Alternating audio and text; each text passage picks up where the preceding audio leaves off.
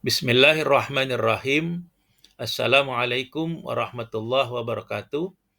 Murid-murid kelas 10 yang Pak Soleh banggakan. Sebelum kita mulai belajar, kita awali dengan sama-sama membaca lafal basmalah. Bismillahirrahmanirrahim. Materi kita hari ini tentang kompetisi dalam kebaikan dan etos kerja. Pengertian kompetisi dalam kebaikan. Kompetisi dalam kebaikan disebut juga sebagai fastabiqul khairat. Allah Subhanahu wa Ta'ala memerintahkan hambanya untuk menjalankan amalan ini dengan cara berlomba-lomba dalam kebaikan, beribadah, dan beramal soleh. Berikutnya, ayat tentang kompetisi dalam kebaikan. Berdasarkan Quran Surat Al-Maidah ayat 48. Artinya, dan kami telah menurunkan kitab Al-Quran kepadamu, Muhammad, dengan membawa kebenaran, yang membenarkan kitab-kitab yang diturunkan sebelumnya dan menjaganya. Maka putuskanlah perkara mereka menurut apa yang diturunkan Allah, dan janganlah engkau mengikuti keinginan mereka dengan meninggalkan kebenaran yang telah datang kepadamu.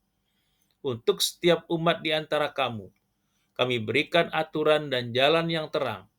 Kalau Allah menghendaki, niscaya kamu dijadikannya satu umat saja.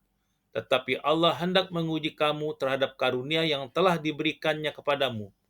Maka berlomba-lombalah berbuat kebajikan. Hanya kepada Allah kamu semua kembali.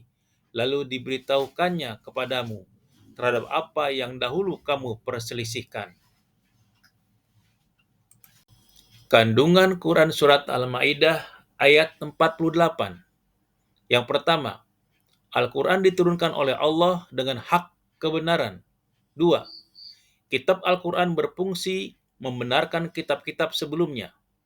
Ketiga, kitab suci Al-Quran juga menjadi pengawas, pemelihara, penjaga kitab-kitab terdahulu.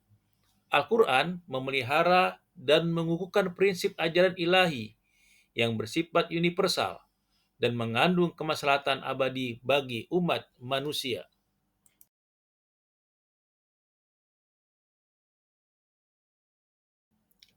Manfaat perilaku kompetisi dalam kebaikan. 1. Memperoleh ridho dan pahala dari Allah Subhanahu wa Ta'ala. 2. Menjadi manusia yang bermanfaat. 3. Mempercepat penyelesaian pekerjaan. 4. Termotivasi untuk menjadi lebih baik. 5. Menjadi pribadi yang disiplin dan bertanggung jawab. Dan 6. Mempererat hubungan antar sesama. Baik, kita lanjutkan dengan etos kerja. Pengertian etos kerja. Etos kerja adalah sebuah keyakinan yang dimiliki oleh seseorang dalam melakukan sesuatu hal dengan tekad untuk bekerja keras dan memberikan yang terbaik.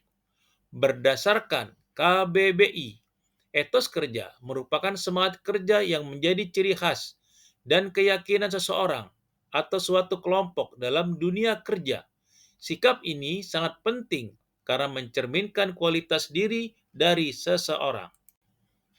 Ayat yang berkaitan dengan etos kerja terdapat dalam Quran Surat At-Taubah ayat 105 yang artinya, dan katakanlah, bekerjalah kamu, maka Allah akan melihat pekerjaanmu.